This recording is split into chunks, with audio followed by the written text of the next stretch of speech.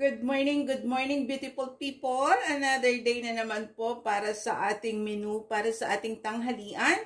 So this time, gagawa po tayo ng ginataang escargot. Yan, no? Parang napaka-social po nung pangalan, pero actually, suso lang po yan. Di po ba? So, tatandaan ko po yung istorya niya, suso na yan eh. So anyway, bago sa story na yan, napaka-simple lang po.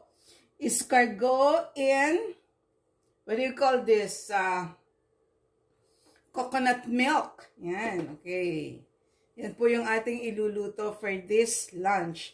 So, simple lang din po ang mga ingredients. Siyempre, nandiyan ang ating escargot, ang ating kohol.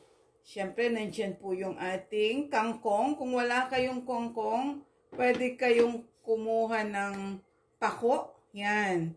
Pwede nyo po yan lagay. And then, meron po tayong siling panigang. Ang ating coconut milk. Yan. Siyempre, mag-prepare kayo ng onion, garlic, ginger. Siyempre, gagamit po ako ngayon ng fish sauce. Yan, kasi hindi pwede dito yung bagong. And of course, ang ating oil. So, see, simpleng ingredients lang po. Pero, masarap na naman po ang ating kakanin for this lunch. Okay? So, itong escargot na ito. Di po ba pag kumakain kayo sa restaurant, ano? Pag nakita niyo yung pangalan na yun, yung pangalan ng menu, wow, ano kaya ito? But napakamahal, di po ba? So, I remember may isang story dyan eh.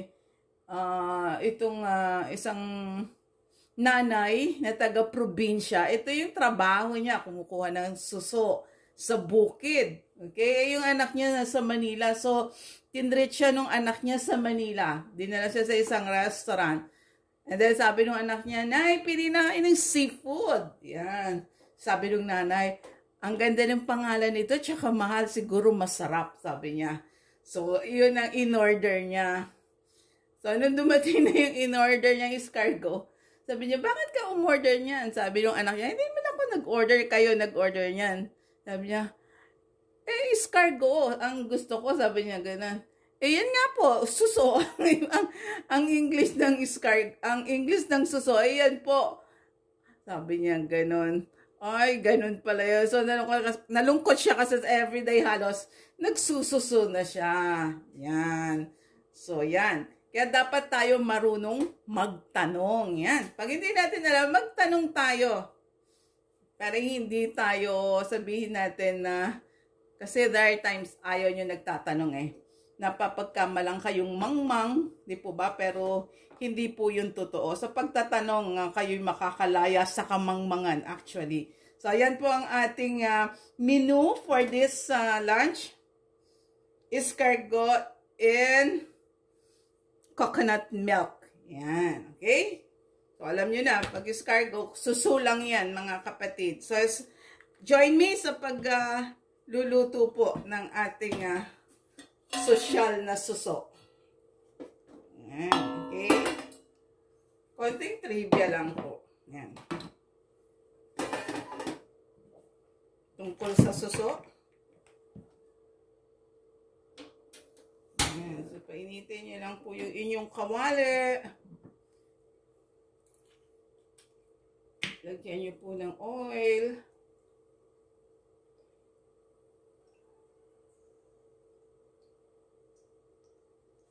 Okay.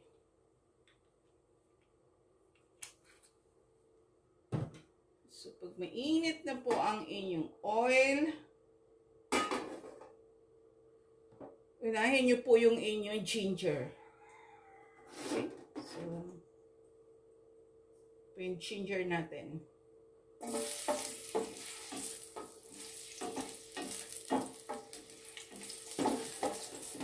Guys, nung last time, ang binlog ko sa inyo yung sweet chili tahong with cheese. Okay, na-try nyo na po ba?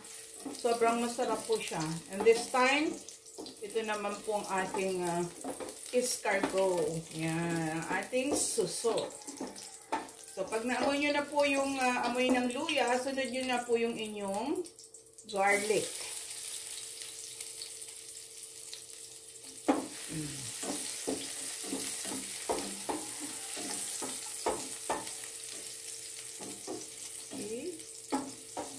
Nag-light brown na ang garlic. Siyempre, susunod naman natin ang ating onion.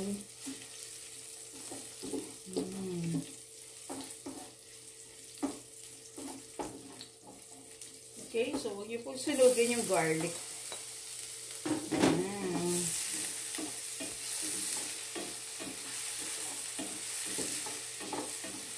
Ito pong aking suso.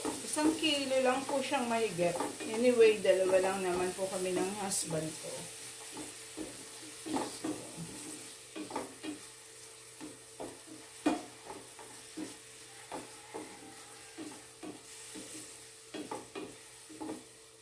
So, kung nagsasawa na kayo sa ginataang suso, pwede nyo rin itry dito sa suso nyo yung ginawa po nating recipe sa tahong. See? Kakaiba po yun. Actually, kahit sa crab, pwede nyo yung gawin. Yung ginawa po natin sa tahong, sa crab, pwede nyo yung gawin. Sa hipon, pwede nyo rin po yung gawin. Halaan, pwede din po. Yung mga shell foods, yan, pwede nyo po yung gawin. But this time, gusto ko po kasi ng ginataan. Kaya, ito po yung aking iluluto. Okay, so, lutuin nyo pong mabuti yung inyong onion hanggang lumabas uli yung kanyang sweetness.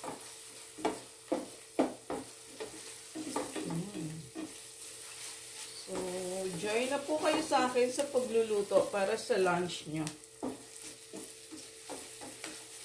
Yan, so, pag nakita nyo na po na okay na ang inyong gisa, i-add nyo na po ang inyong coconut milk. Yan. Recommended ko po itong coco gata. Kasi masarap po siya. Wala siya yung aftertaste na gata.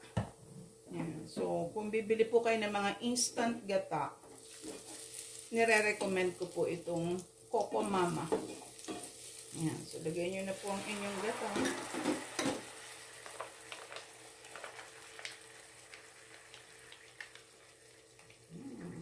Okay. So, yummy.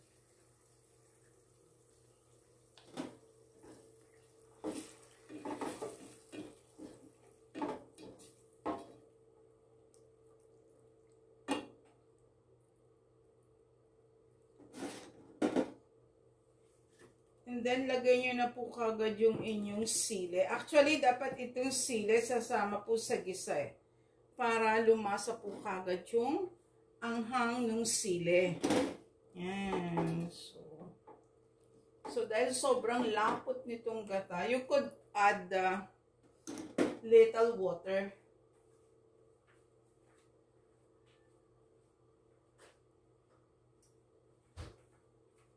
Dagdag po tayo ng water. Yan. So, you could add a little water dahil sobra po siyang malapot. Yan. Okay. So, pag kumulo-kulo na po siya, pwede po natin siyang lagyan ng pepper. Yan. So, that's yummy. Okay. And then, lagyan din po natin siya ng ating fish sauce. Ito na po yung ating pampaalat dahil hindi po ako gagamit ng bagong. Pero kung pwede po kayo sa mga bagong alamang, mas masarap po kung bagong alamang ang gagamitin nyo. Yan.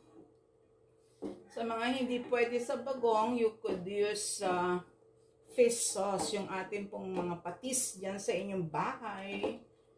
Yan. And then, kung ayaw nyo din gumamit ng mga betchin, pwede nyo po yan lagyan ng a little bit of sugar. Yan, yung sugar po natin. To enhance the flavor. So, kita nyo, hindi po tayo gumagamit ng betchin. Always sugar lang po. Lalabas po yung talagang flavor niya. So, hintayin lang po natin siyang kumulo para maluto yung gata.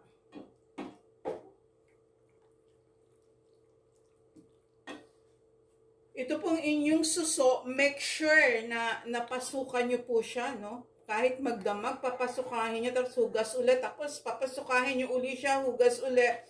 Kasi we know kung saan ito nakukuha, hindi po ba? It could be sa bukid, yan. So, sabihin natin kung ano-ano yung nasisip-sip nila. So, kailangan po dito talaga ng extra linis. Yan. So,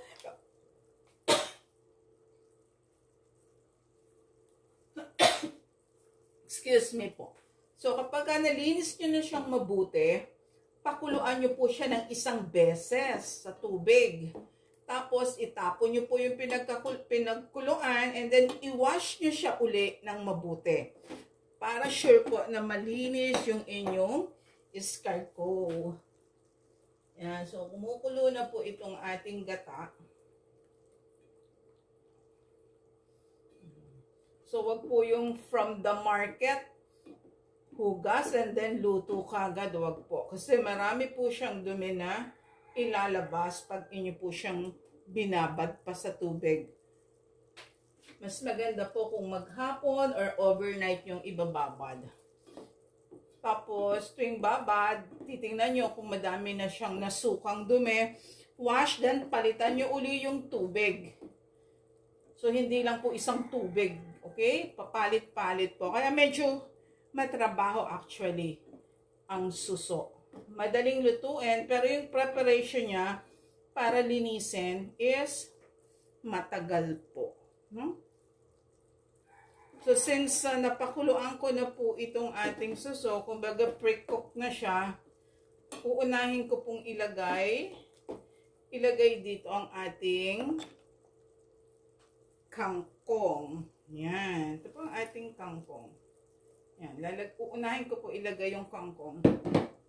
Dahil na pre-cook po yung ating suso na. Okay? So, yan. Or isasabay nyo na po siya ilagay. Okay. Put the suso. Remove the water.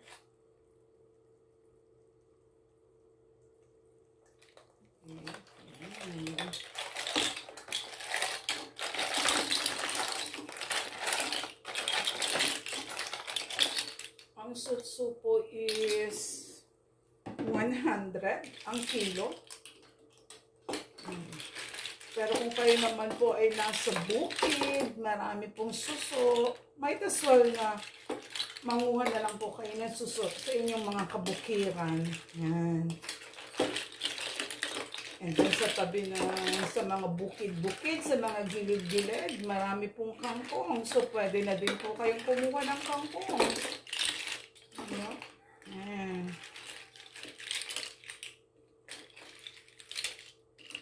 Lalasahin lang po natin yung gata dito sa loob ng escargot. Okay?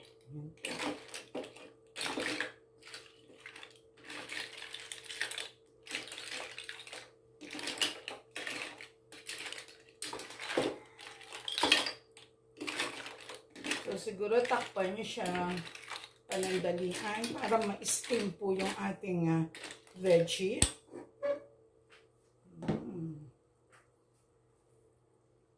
Here's my cover.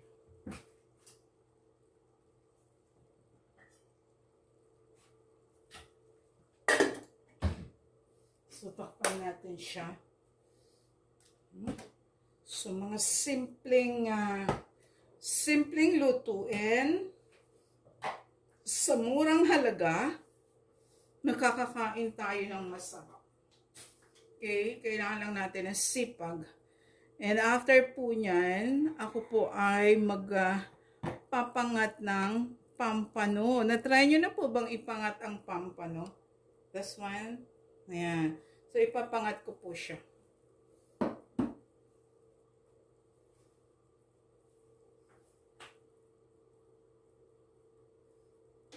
Ayan. So, pag nakakita po kayo sa menu ng escargot, tapos napakamahal ng price niya, kuhol lang po yan Kuhol lang po yun. I guess, kaya siya mahal dahil mahirap po siyang linisin. And I doubt naman kung ganun po talaga kasinsin yung paglilinis sa mga restaurant ng suso, no? Kasi kung luto na yan, hindi yun na alam kung paano yan nilinis. So, mabuti pa rin yung kayo mismo yung magluluto. Kayo mismo yung maglilinis. Ayan. So, in 5 minutes, ready na po yung ating kuhol. So, ang ginagamit natin dyan para lumabas po ang ating kuhol is toothpick, no? Toothpick po ginagamit natin dyan.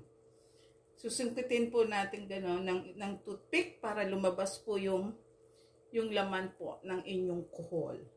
So, pakuluin lang natin para ma-absorb niya po yung lasa ng ating coconut milk o ng gata. Pwede din naman po kayong gumamit ng fresh milk. Yan. Pwede kayong gumamit ng fresh milk. Actually, syempre, mas masarap po yung fresh. Pero kung walang fresh, gamit na lang po kayo ng mga instant. Lalo na yung Coco Mama, masarap po siya. So, yun na po. Kung gusto niyo ng mas maanghang, mas maraming sili, or lagyan niyo siya ng siling labuyo. But for me, okay na po yan. Ang aking siling panigang. So, yan. Kulo-kulo lang po. So, pagkakulo, titikman po natin yung ating sosyal na suso.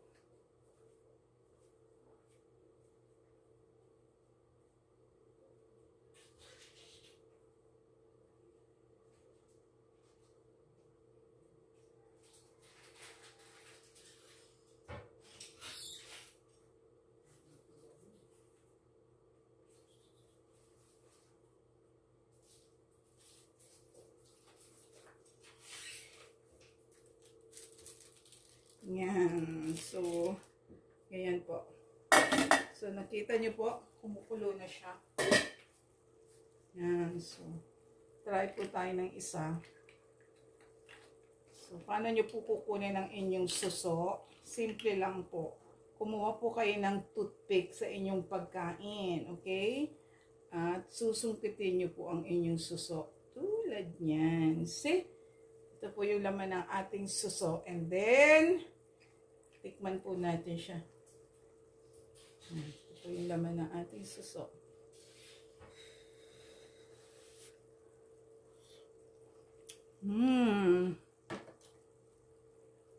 Yummy. Okay. Agdagan po natin siya ng konting fish sauce. Okay.